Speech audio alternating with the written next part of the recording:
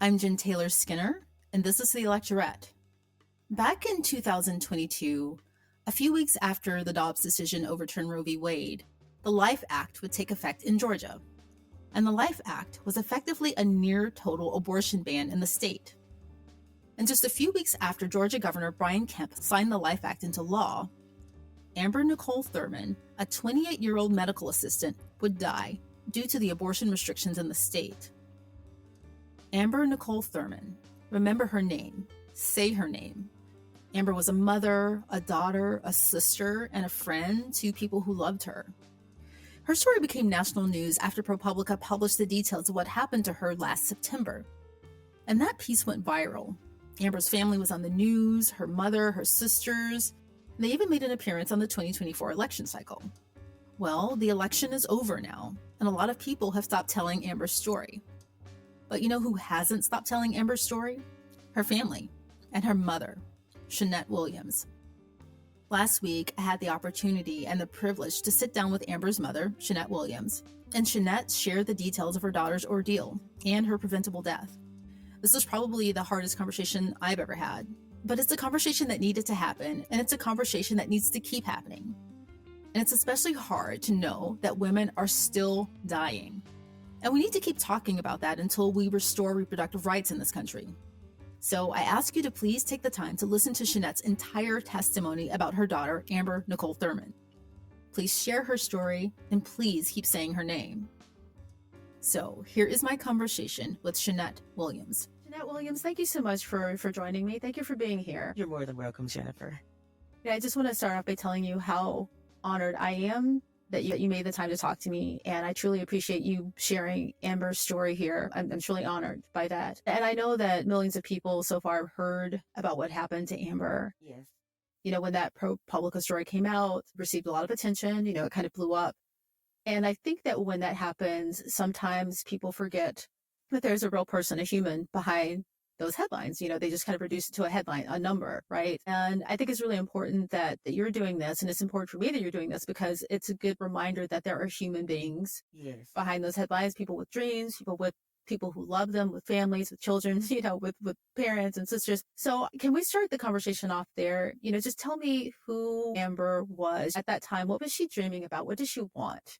Well, Amber had graduated from medical assisting school. She got an MA degree. At that time, her focus was becoming a nurse. Everything she did it for her son, my grandson, Messiah. She worked so hard to get her a place just for Messiah. She never really asked for help.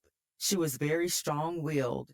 She, just not the average, because everything she did, she was focused. Her focus was just becoming that nurse. She always wanted to be of service to someone else. She worked for Eagles Landing Medical Center, and then from there, she went to the Atlanta Heart Association. So her focus was in the healthcare profession. I think she wanted to follow in her mom's footsteps. She was just really focused. She had dreams, she had aspirations, she had goals, and she was clearly able to check off some of those goals. But on August the 19th, those dreams died. Yeah. And so I know she wanted to study some more. She wanted to be a nurse, right? Yes. Yeah. August the 22nd, no, it may have been around the 23rd, I got that phone call from nursing school that she was accepted.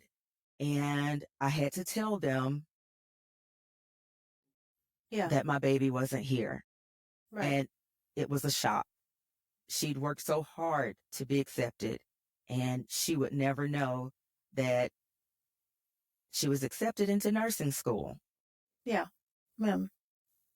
We were talking about this offline, Yes. and I just learned that you learned about what really happened. Yes. From that ProPublica story. And I didn't realize that there was a gap, right? So tell me about that timeline when you learned what really happened to Amber. Well, I need to start out by clarifying that I never knew that my daughter was even pregnant.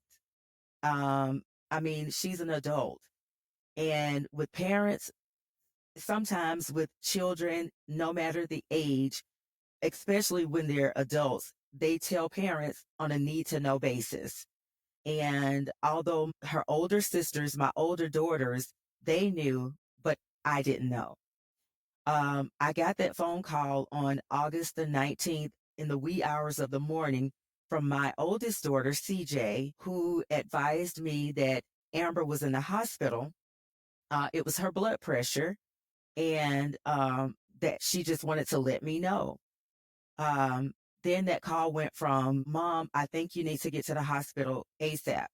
It went from the blood pressure to she's in ICU because they're trying to get her vital signs stabilized.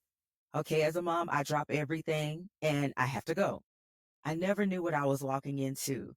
By the time I arrived at the hospital, I'm frantic, I'm calm, but that nervousness as a mother is there because I'm saying a blood pressure, I mean, stabilize her. I'm here. Everything is going to be okay because I'll be able to lay my eyes on her and I can then see what's going on.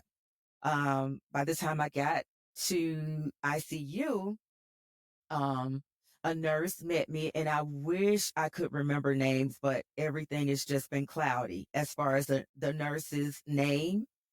She met me and she said, I can tell Amber's your daughter. Yes, she looks just like you. I said, okay. She opened the curtain back because the door was open. The curtain was open, and she said, Amber. Amber looked up and she said, I know this is your mom. Are you going to tell your mom, or do you want me to tell her? And just like Amber, she said, no one will tell my mom anything about me. I will tell her myself. Jennifer, she began to tell me, Mom, I went to North Carolina to get a pill. I took the pills, started having complications, and here I am. For an abortion. I said, okay, I'm not here to judge. I want to make sure my baby's okay. Doctors were in and out. Oh, we're just getting her stabilized and we're going to take her back. Mind you, she'd been in the hospital probably around that time, maybe 16 hours before anything. Amber began to tell, it went from a casual conversation to I'm in pain. She began to vomit. She was very nauseous. She began to vomit and she began to tell me that she's in extreme pain. I reassured her that we're here. She's going to get the best care. I trust the doctors. We have nothing to worry about because they're going to do what they need to do to make sure you're okay. She repeatedly said to me, no, you don't understand. This is too painful. She began to cry.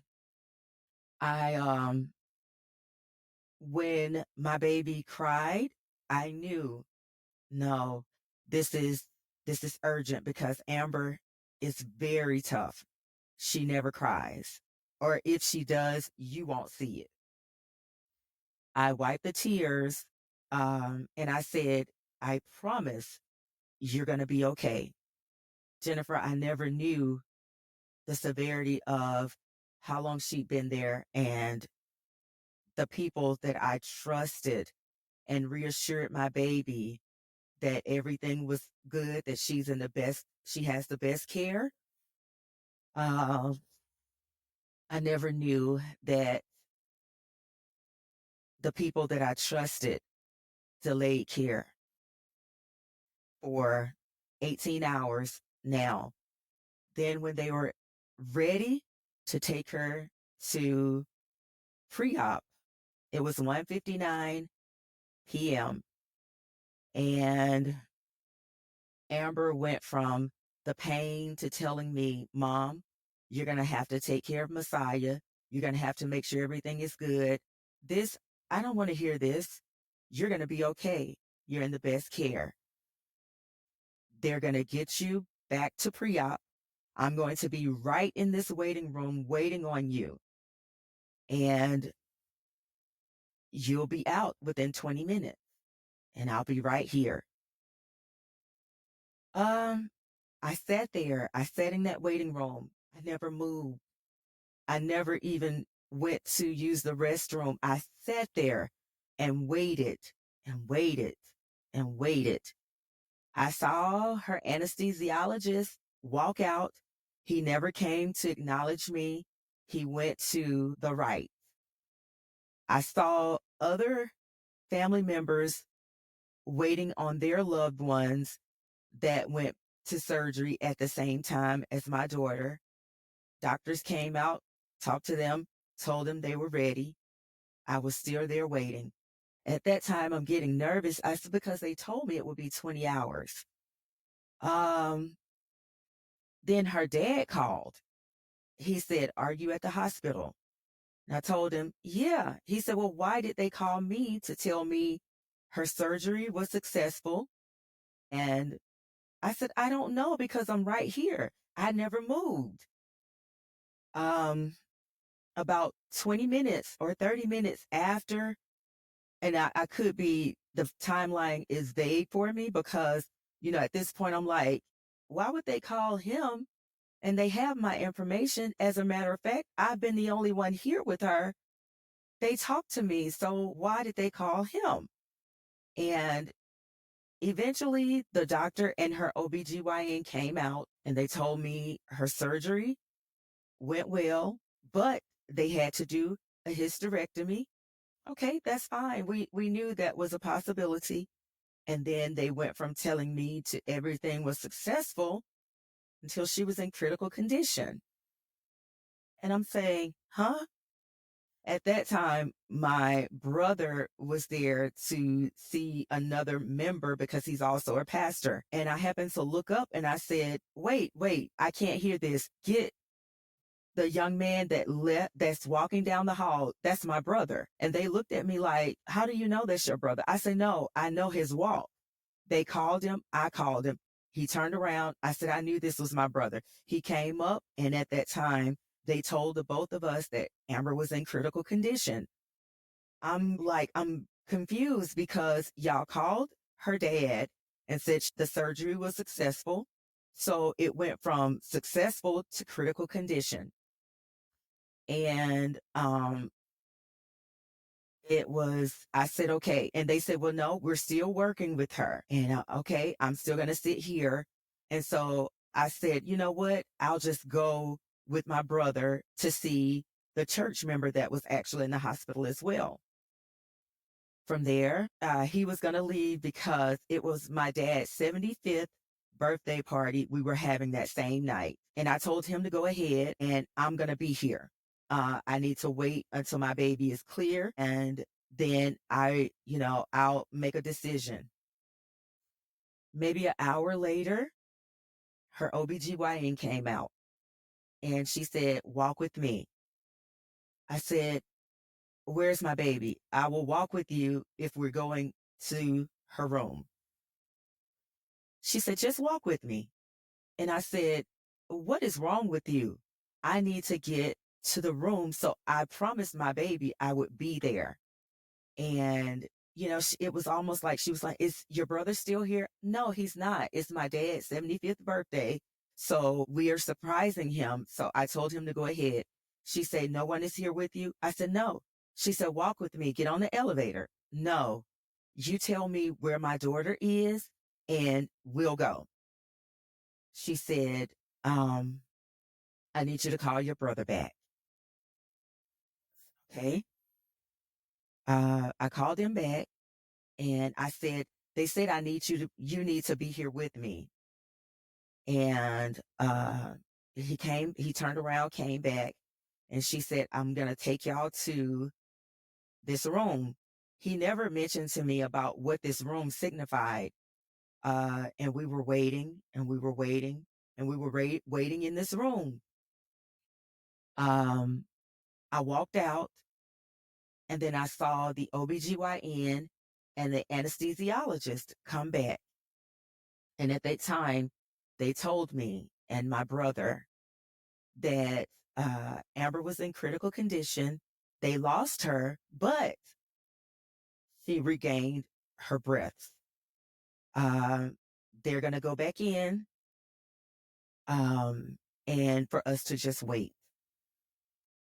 At that time, I began to pace back and forth because I'm saying, God, I'm just praying like, I don't understand this. This was a simple procedure. I need answers. And they came back in and they told me they lost my baby.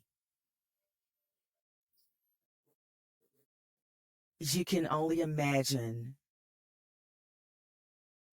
the pain, the remorse. I can't even explain it.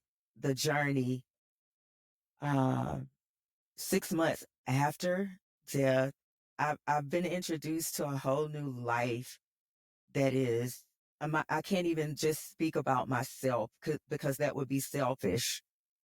My daughters, her brother, her son, my parents, her grandparents, my siblings, because we are all a close-knit family. This was trauma. But for me, I shut down. I just shut down. That's my baby, and I couldn't help her. And no matter how people say you don't blame yourself. You think about everything. You think about the timeline. You think as a mother, you think about everything that you possibly could have done. And Jennifer, I just shut down. Yes, I have my psychiatrist. I have my therapist. 6 months to death, a reporter shows up at my house. Who is this lady? Why are you coming to my house? What do you want? You don't know who I am. And she gave me her name. I'm from ProPublica. I'm a journalist. We are here and we talk about women's health, women's rights, and I believe I can help you with your daughter, Amber. No. I don't know who you are. I don't know what you want. I don't want to talk to you. She was very persistent, very persistent. So persistent to the point of mentally, it was troubling to me. And I pushed her away. Future, she backed off. And in backing off, I believe my daughter CJ had reached out to her because everything has been unsettling for everybody. Me, I've never accepted it, but she's not here.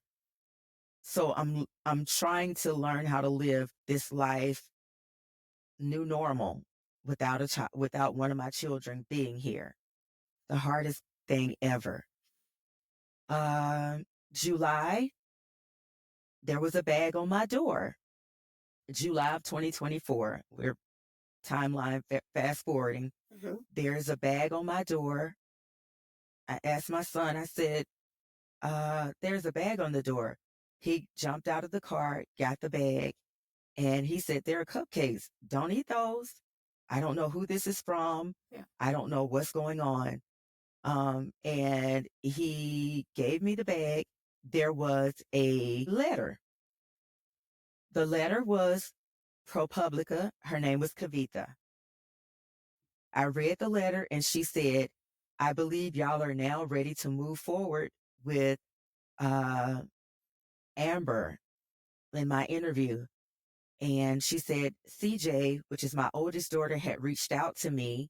She said, I've also talked to Amber's best friend, Ricaria, and I'm going to interview her. Said, no, nobody, absolutely nobody is going to interview with you without me being present. I'm not going to have it. And that is how ProPublica was invited into my home again. And she began to tell me, she said, I knew it was too early, it was too soon, but if we don't do this now, you'll never really know. And she said, I don't know if you're mentally ready or stable. But I talked to my therapist and I talked to my psychiatrist. And I said, and they were like, they told me that, if mentally I was prepared, then they believed that I should hear the ProPublica's journalist out. She began to let me know that they don't believe that Amber just died. She told me what had happened and what they were investigating. She'd been doing an investigation, a thorough investigation, and gotten someone for the Maternal Mortality Review Board, had advised her, and they were anonymous, that Amber's death was preventable. I never heard of a review board, and they told me that the doctors allowed her to wait 20 hours before they did her simple procedure that could have saved her life. Yeah. Yeah. So, first of all, I just want to tell you again how sorry I am that you shouldn't have to go through this, that this Yes. happened to you, that this happened to Amber. I'm very, very sorry. Yes. And, it sounds like, from what you've told me, just the timeline, just at the hospital, first of all, it sounds like they were afraid. Like, it sounds like they knew. Yeah. I believe it with all my heart. That they'd done something. So they were trying to avoid you. It sounds like they were afraid, right? Yeah. And the fact that I've never heard this part of the story before, the fact that the person from the Maternal Mortality Review Board reached out to ProPublica anonymously, right? Yeah. That tells you that there are people who knew that they had done something wrong. Yeah, right? They reviewed her case in July. She passed in 22. They reviewed it in July of 2024. Okay. This is a board I've never heard about. This is a board that we have no clue. This board actually is just designed to protect doctors. But somebody on that board leaked the information to ProPublica. Then ProPublica in turn compiled and did an article, and she advised me that I'm going to put this article out. I never consented because I said, this is private. I need to know what is in this article about my baby before you just say I'm going to do this without my consent. I argued with her. I gave her a hard time. And on September the 16th, this story came out, and the way she died was no longer a death. It was murder. Yeah. And everything changed for my family, for me. This was devastating because now the people that took the oath to help, they killed my baby. Yeah. Yeah. So for 2 years, from 2022 to 2024, you were grieving, but you just thought that, this is what happens. I'm grieving, it's sad. But then you learned, essentially, like you just said, that this was murder, right? And that must have just changed. It changed everything. Jennifer, it was like and I don't want to be selfish, because collectively as a family, it was like we buried her all over again. Yeah. And this time it was preventable. Yeah. And they treated her as if she was a statistic. I will scream that to the rooftop. We were a strong knit family, and no matter what we needed to do to save my baby, my daughter, our daughter, my brothers and sisters' niece, my parents' granddaughters, my family, the entire family, we would have come together. Had I known I'm her mother, I was right there with her. It was nothing for them to come and tell me, this is what we're faced with. I would have gotten her out of there by plane, by whatever. And she would have got the necessary help. But I wasn't given that option. Yeah. You said this a couple of times, and I just want to say, just for the record, that nothing you do is selfish. Nothing you're doing in telling this story is selfish. And the thing is that, mother to mother, we live to keep our children alive. That's what we live for every day. We get up and, that's the first thing that we think about. We keep our children safe. So the grief that a mother would feel is different, I think. So feeling that differently and talking about it differently is not selfish. I just want to say that, Thank you. And again, I understand the timeline in that, I'm a mother, but I'm also a daughter, right? Yes. I probably wouldn't have told my mother either, Of course. And, I say, Jennifer, I don't care about critics. I don't care about the negativity. I don't care about sarcasm. There are a lot of things in life as a woman, as an individual. My parents they will never know. So it does not matter about the negative things that people say. My stance is the fact that you did not give me the option to know. You didn't give me a choice. Right. And you treated my daughter as if she were a statistic. Right. And then when they did have more information, the time when they were avoiding you in the hospital, they could have given you more time. They could have told you what was happening, but they did not do that. They did not. No. Yeah. So I know that both you and Amber in the medical profession, and I just want to go over that. So she had been prescribed a medical abortion pill, mifepristone, I think that's what it was, right?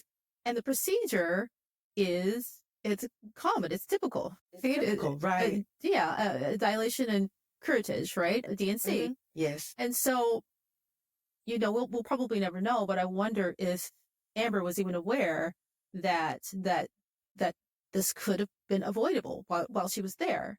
Amber went, Jennifer, when she looked up at me and she went from saying, "Mom, this is too painful. You don't understand."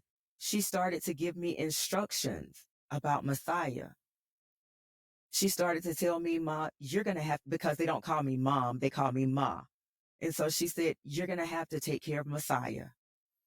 And I said, "No, I'm not." And she began to tell me, "No, listen to me. You need to listen." And she was very adamant.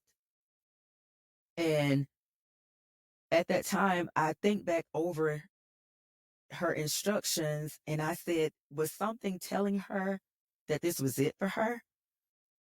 Because her communication changed. It went from telling me she was in pain to giving me the instructions about Messiah.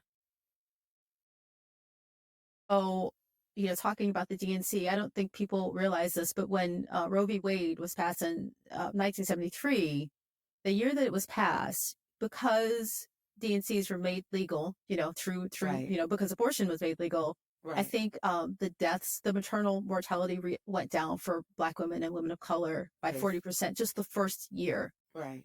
And, just saying that aloud is kind of painful for me, because you think about 1973 to 2022, that's 50 years. Yeah. Think about how many lives have been saved. Yes. Right? And one of the reasons I wanted to start this conversation out with you telling us, who Amber was, what she dreamt about, is because for years, activists have been screaming from the rooftops, women will die, people will die, right? And, people either didn't care or didn't hear that, right? Right. They think in terms of numbers. They don't think of the fact that, somebody's a mother, somebody's a daughter, somebody is a sister. Yes. Right? And I think when Governor Kemp, when the ban was passed in 2022, I think he said something like, "Oh, this is the best thing that's ever happened," or he said he was overjoyed. I think that was the quote he said. He was overjoyed, right? In an interview. So that must be, just listening to that for me is really painful. And I want to just interject. How is that overjoyed? Because my speech anywhere I go is, you're a parent or family first. So how can anybody say it's a joy? Because you could be in my shoes. It could be your child. We'll never know. Right. Right. I don't understand. What is the problem with a woman making a choice for her body, for herself? Right. What's wrong with that? I Yeah. don't get it. Politics, nothing should be mixed with women's health. None of it does. It never works out. It doesn't make sense for the life of me. How can a politician know about my body? That's a connection. That's a rapport you build with your healthcare provider who took an oath to save lives. And there is not a clause in that oath that says if the politician changed the law, then I can't do my job. Right. Right. I don't think that was the case. I don't think that's the case. I don't think there's a clause in there that says that. Yeah. Yeah. I want to talk about that review board because this came out shortly after this happened. The one that went to ProPublica, who went anonymously to Yes. ProPublica, right after the story came out, they dismissed the people on that board. I mean, they say dismissed, but they fired them, They essentially. fired them. They Yes. fired them all. And so now we have no information, no data about whether this is happening again. And we know it's happening. We know it's happening. And that's my thing now, Jennifer. I can't, and it's hard to say my baby is gone. It's hard. But reality is I can't bring her back. God knows I wish it were different. But now, what do? We know there is a major problem. But now, what do we do? Yeah. Yeah. I mean, I hope you know this, how immensely helpful it is that you are out here talking about it. Yes. And I wanted to ask you a question. I'm curious about what your relationship with thinking about abortion was before this happened and after this happened, because I'm thinking about this and this, I'll tell you why. So I've had multiple miscarriages and I've been public about that, myself. And one of them I had complications and Right. I could have died myself. Right. Yes. I didn't know that I could die. Right. I did not know. And after I understood how precarious a woman's life is when she's pregnant or she's having an abortion or she's having a miscarriage, I woke up. I realized that this is not, a lot of us are at risk. Yes. And my relationship with that information changed once I knew that I could die. And I was wondering if you had a similar, obviously you've had an evolution like that. Yes. What did you think about it before this happened? Jennifer, to honestly tell you the truth, I'm neutral. I don't have I'm not against it. My take on this is if you know that you're not in a position to effectively, to 100% parent children, don't bring them into this world. I promise you, because when you're carrying them, babies, if you're in a stressful environment, if you're in a dysfunctional environment, you're not doing any justice for this unborn child. And then to bring them into the world, into dysfunction, no. Well, if Amber had told you that she was going to take the abortion pill or she was going to have an abortion, would you have been worried? I've never, because, I'm in my 50s, so I don't know anything about pills, this new age stuff that's going on now. Yeah. I mean, I need to be there with you. You're a grown woman, but give me the courtesy, because you're still my baby, of being there with you. You've already made up your mind, but then I don't want to do anything to discourage you. I want to encourage you. So I want to be there with you. And if anything goes wrong, I can immediately do what I need to do to ensure that you're okay. So I would have been there to support her. Yeah. Yeah. Like you said, you would have taken her anywhere. Yes. To get the care that she needed. I mean, most mothers would do that. Yes. Yeah. So I know that you've been connecting with people in the community in Georgia since this happened and probably all over the country. All over. Yes. What are you telling, I guess, women who might be in this position, parents who, might have a daughter in this position about the risks for abortion? What are you saying? What are they asking? Well, that's never been a topic about the actual abortion, what's really happening. For me, my stance is we have to be more welcoming. This generation that we're in now, they're open to everything, whereas we're older. So we are closed-minded. Whereas this generation, the generations after us, look at social media. Look at the entertainment, everything. Look at, we're going into IT more than anything. A lot of us have to catch up. So we have to be more welcoming as parents, welcoming as older adults, and we have to listen to them. And we're trying to reel and draw them into our world, and that's not going to happen. It's going to forever be divided. We need to be more welcoming into understanding what's going on with today. Yeah. Yeah. Um, yeah. Is anybody afraid? Are they afraid that, the medical professionals aren't going to help them? Are they Yes. expressing any of that to Yes. you? Yeah. Yes. I have connected with the other young lady, Candace Miller's family. She died at home because they were not going to help her. So she died at home. And Candace's sister, Taraya, I've connected with them, and, she just sharing Candace's life, her timeline, and the fact that, that she just said going to the hospital, they're not going to help me. And this young lady died at home. 6 months later, her mom died of heartbreak. Is this the young lady that she went and they sent her home because she wasn't? Is this the same person or That no? may be her case, but it is Candace Miller. Okay. So that may be the case, but I am connected, and I try. Now there's a community for me. Wait, this is my therapy. Okay. This is healing for me. Yeah. And then, people say time heals. No, it doesn't. You have to do the work. And for me, this is empowering. This is therapy. My daughter is no longer here, and being her voice, no matter where I have to go, being that voice for her. If this is going to help someone else, that is what I'm going to do. Have you been able to connect with any lawmakers?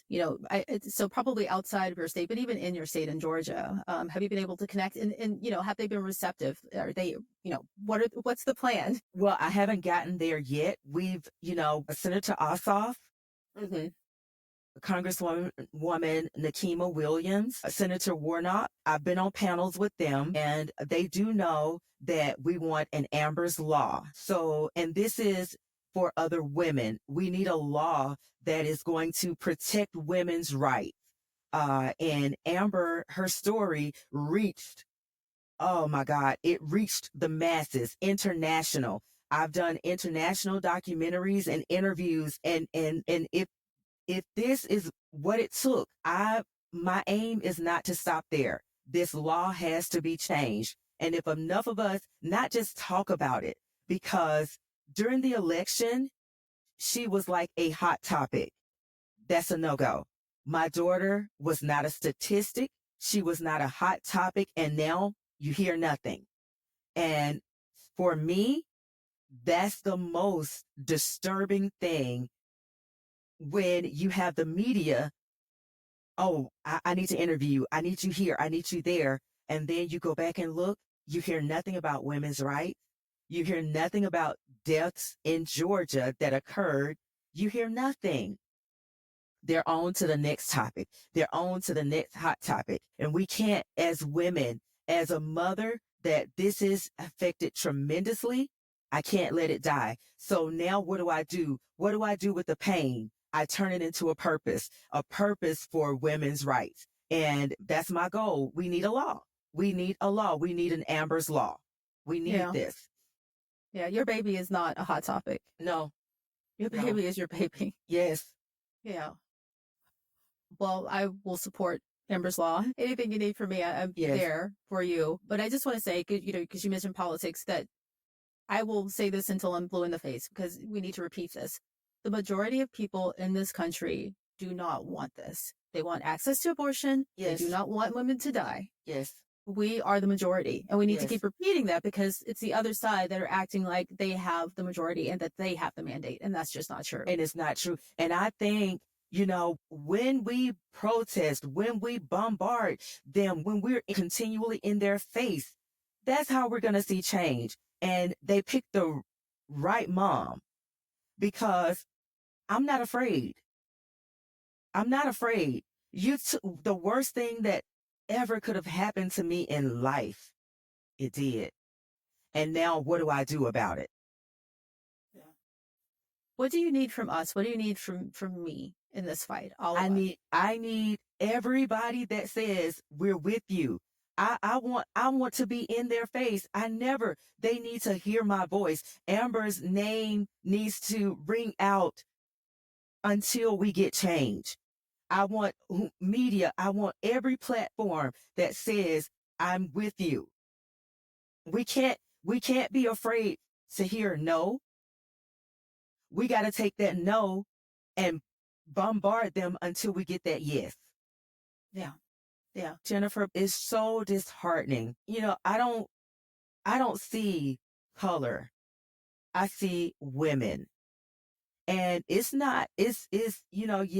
statistically, you may say blacks are affected more so, but it's all women. It's all women. And I don't just want it to be a population of black women.